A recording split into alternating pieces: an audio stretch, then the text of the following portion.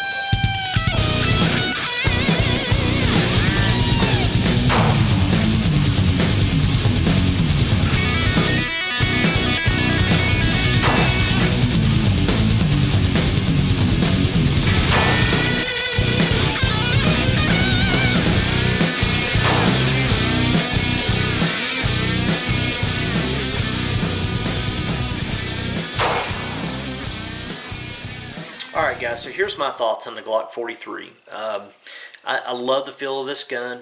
I love the fact that it has a Glock trigger. It feels very at home when you're shooting this.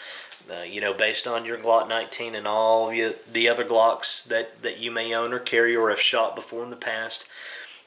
It's one of the biggest things that I love about it compared to a lot of the other smaller frame guns that I've shot before in the past. Now, I don't have a very large experience with shooting small frame guns, and I think that that's one of the reasons why you know, that I didn't perform phenomenally, or at least as good as I would like to. Definitely not as well as I would with my Glock 19 or 22 or 17. I don't know if it was just it's the smaller frame. It's going to take me a little bit longer to dial in. I had a lot of problems with my Glock 42. And I'll say this, that the Glock 43 is much more accurate for me and the model that I bought, or the gun that I bought, versus the 42.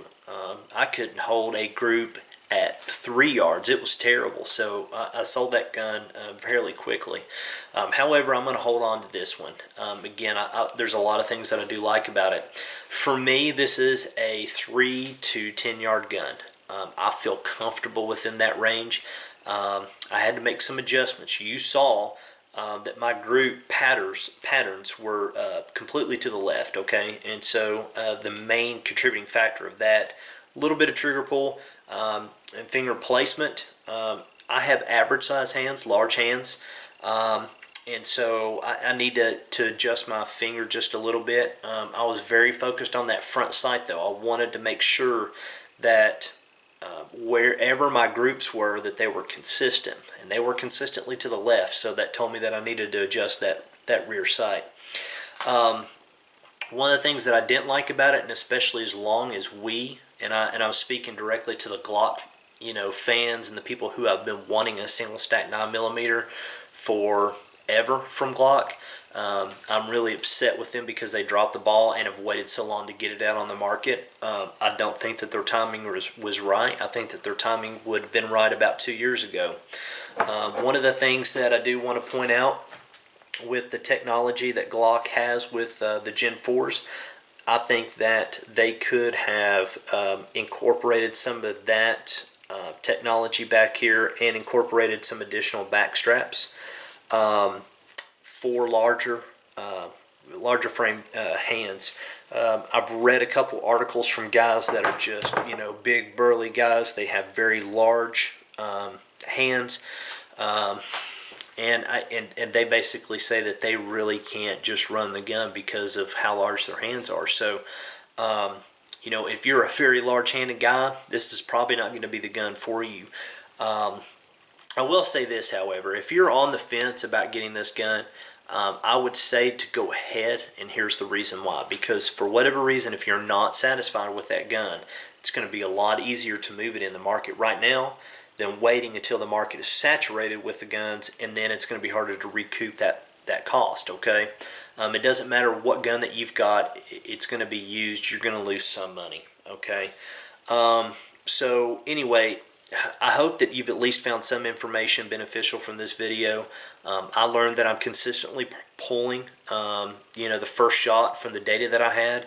Also, too, let me point out one thing. I never had a failure to eject, failure to feed, a stove type, no malfunction of any type with any of the ammunition that I used or the ammunition that I used at the indoor range. So right now I have almost 500 rounds down the pipe without one malfunction. So I know that it's going to take me a little bit longer to feel a lot more comfortable with it, to know about its stability and its reliability.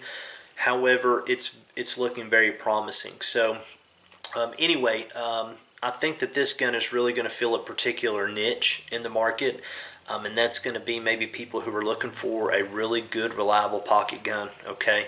I'm not an advocate of carrying something in the pocket. However, there's a lot of people that are. As the gun is out in the market a lot longer, you're going to see a lot more accessories coming out. You know and saw that I had aftermarket sights on the 43. Since the testing, I've also added a grip talon grips onto it, which I really like. It really gives that really tacky feel to it. And if you'll watch a couple videos, you'll also notice that a lot of guys are having to fight hand placement. They're having to readjust their grip after shooting it. So the gun is a little bit more snappier than I actually thought it was going to be, but it's not uncontrollable by any means. So anyway, there's my information. If you have some personal experience with the 43, maybe is similar to mine, maybe it was a 50-50 gun for you. I'd like to get some feedback from you guys as well. So anyway, I want to thank you for taking the time to watch this video, and until the next one, take care, guys, and be safe.